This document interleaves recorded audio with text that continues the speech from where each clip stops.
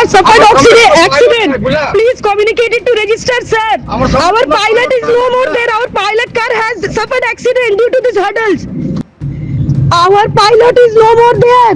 He has suffered accident due to the hurdles of bamboos and the hurdles and the bricks. We are traveling alone.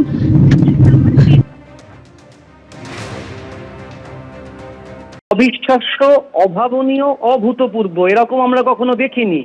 প্রথমে আমি জানাতে চাইবো, মহামান্য supreme court যখন মাননীয় judicial অফিসারদের এই করণিকের কাজ করবার দায় দিলেন, তখনই আমি কিন্তু এই এবিপি চ্যানেলে বলেছিলাম যে পশ্চিমবঙ্গ একটা আজব জায়গা, নিজের কাজ কেউ নিজে করে না। যেরকম জজ সাহেবদের নিজেদের কাজ থেকে সরিয়ে এনে তাদেরকে দিয়ে করণিকের কাজ করানো হচ্ছে, সঙ্গে সঙ্গে আমি আরো একটা কথা বলেছিলাম, আমি বুঝতে পারিনি যে আমার কথাটা তো তাড়াতাড়ি ঠিক হয়ে যাবে। আমি বলেছিলাম যে তাদের নিরাপত্তার দায় কে নেবে। মনে রাখতে হবে, একটি রাজনৈতিক দল তারা কিন্তু একটি ন্যারেটিভ তৈরি করে দিচ্ছে যে নাম জোর করে বাদ দেওয়া হচ্ছে এবং এর কারণে প্রচুর মানুষ ভোট দিতে পারবেন না এবং চেষ্টা করা হচ্ছে যাতে ভোটটাই না হয়, যাতে ভোটটাই বানচাল করা যায়। সেই জন্য এই ধরনের প্রবলেম তৈরি করা হচ্ছে এবং এটা অবিশ্বাস্য যে 7 জন জুডিশিয়াল অফিসারকে ঘেরাও করে রাখা হয়েছে আর রাজ্য প্রশাসন বা জেলা প্রশাসন তারা দায় ঠেলছে। কারা বলছেন যে পুরো সমস্ত পুলিশ ফোর্স আজকে নির্বাচন কমিশনের অধীনে? মনে রাখতে হবে, ল অ্যান্ড অর্ডারের এই পার্টটা কিন্তু রাজ্য পুলিশ বা পুলিশ প্রশাসনই দেখবে। আজকে যদি কোথাও খুন হয়ে যায়, রেপ হয়ে যায়, ডাকাতি হয়ে যায়, তাহলে কি নির্বাচন কমিশন সেই পুলিশকে শিখিয়ে দেবে যে যাও তুমি ওখানে যাও, গিয়ে তদন্ত করো? মনে রাখতে হবে, এখনো এই দিকগুলি অবশ্যই রাজ্য পুলিশ দেখবে বা যেখানে জেলা পুলিশ রয়েছে জেলা পুলিশ দেখবে।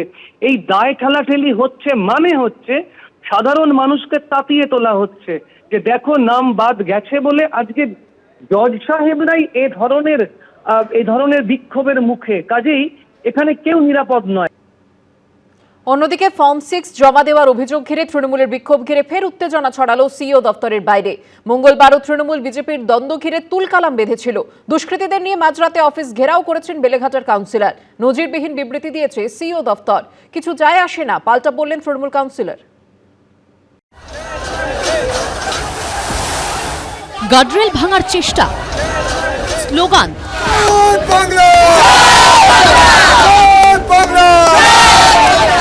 বিক্ষোভ।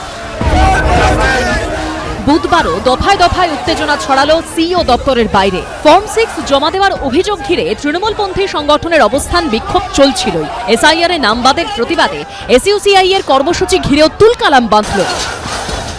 মঙ্গলবার তৃণমূল বিজেপির দ্বন্দ্ব ঘিরে কার্যত রণক্ষেত্রের চেহারা নেয় মুখ্য নির্বাচনী আধিকারিকের অফিস চত্বর। এই প্রেক্ষাপটে রাতেই 163 ধারা জারি করে পুলিশ। বুধবার তৃণমূলের বিক্ষোভকারীদের সরাতে মাইকে প্রচার করে পুলিশ। আপনাদের অনুরোধ করা হচ্ছে কোনো রকম জমায়েত করবেন না। পাল্টা বিক্ষোভ দেখাতে শুরু করেন তৃণমূলের কর্মী সমর্থকরা।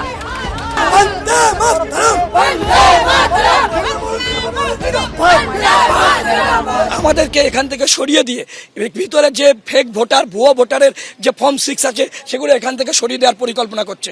ফর্ম 6 জমা দিতে দেবেন না কেন? নির্বাচন কমিশন যদি ধরুন ভুলভাবে ফর্ম 6 জমা নিচ্ছে, যদি আমার মনে হয়, আমি সুপ্রিম কোর্টে চলে যাব। এখন তো আবার ওদের বিনা পয়সার উকিলরাও আছেন, তারাও যাবেন। এরই মধ্যে বুধবার দুপুরে বাবুঘাটের দিক থেকে মিছিল করে মুখ্য নির্বাচনী আধিকারিকের দপ্তরের দিকে আসতে শুরু করেন এসইউসিআই এর কর্মী সমর্থকরা। ব্যারিকেড করে পুলিশ তাদের আটকাতেই শুরু হয় উত্তেজনা। গার্ডরেল ভাঙার চেষ্টা করেন বিক্ষোভকারীরা।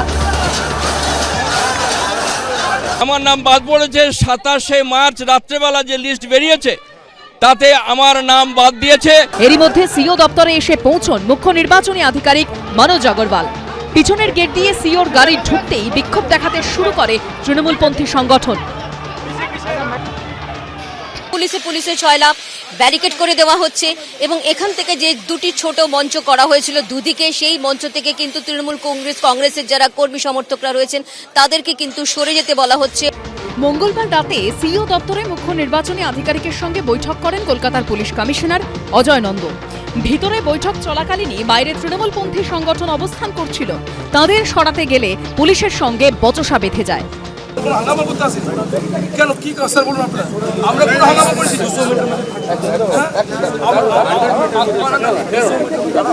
আমরা তো অন্য কোনো কারণে আমাদের মনে হচ্ছে এখানে গতকাল থেকে আপনারা নিজেরাই জানেন যে ইনলিগাল ভাবে 6 নম্বর ফর্ম জমা করেছে। এখানে আপনি শুনুন কথা, হ্যাঁ এখানে রাতে যেটা বলতে শুনুন। শুরু হয় স্লোগান,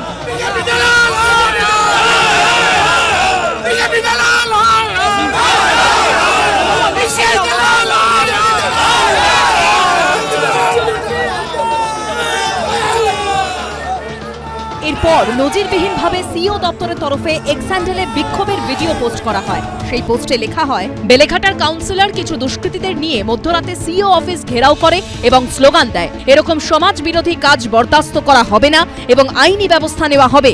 অবাধ ও সুষ্ঠু নির্বাচনের জন্য সব রকম ব্যবস্থা নেবে নির্বাচন কমিশন। হুমকির সুর শোনা যায় অভিযুক্ত তৃণমূল কাউন্সিলরের গলায়। আমরা ওইখানে পাহারাদারি করছিলাম যেন অন্যায়ভাবে ভোটারদের নাম না অ্যাড করা হোক না কাটা হোক। তার জন্য ইলেকশন কমিশন কি টুইট করছে কি বলছে তাতে আমার কিচ্ছু আসে যায় না। মানুষের স্বার্থের জন্য আমরা সবসময় দাঁড়িয়েছিলাম, সবসময় দাঁড়িয়ে থাকবো।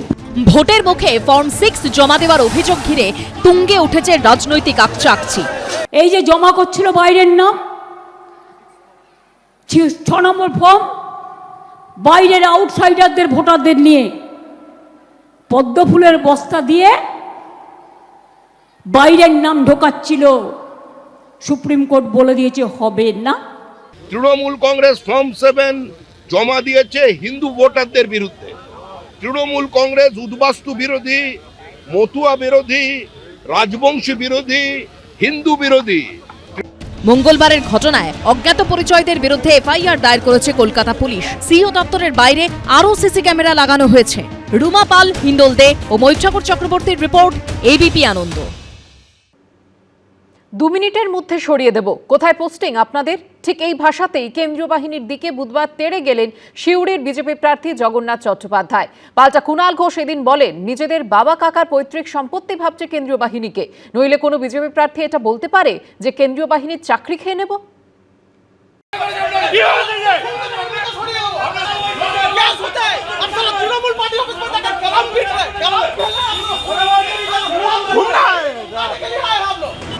পুলিশ প্রশাসন এখন জাতীয় নির্বাচন কমিশনের অধীনস্থ। নজিরবিহীন কেন্দ্রীয় বাহিনী আসছে এবারের ভোটে। জেলায় জেলায় রুটমার্চ শুরু করে দিয়েছে কেন্দ্রীয় বাহিনী। এই পরিস্থিতিতে কখনো কেন্দ্রীয় বাহিনীকে আঙুল উঁচিয়ে শাসানি, কখনো পুলিশকে ঘিরে স্লোগান।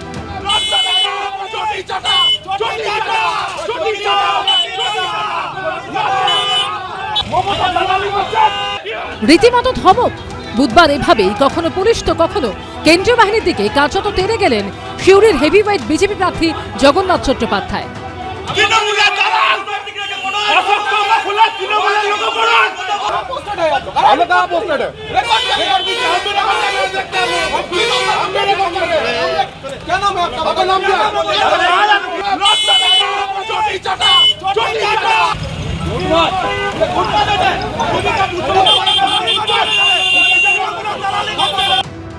বিজেপির অভিযোগ, সিউড়ি থানার আইসির নির্দেশে 168 নম্বর বুথের বিজেপি সভাপতি উপেন দাস ও 171 নম্বর বুথের সভাপতি গোপাল দাসকে হুমকি দিয়েছেন পুলিশ ও কেন্দ্রীয় বাহিনীর জওয়ানরা।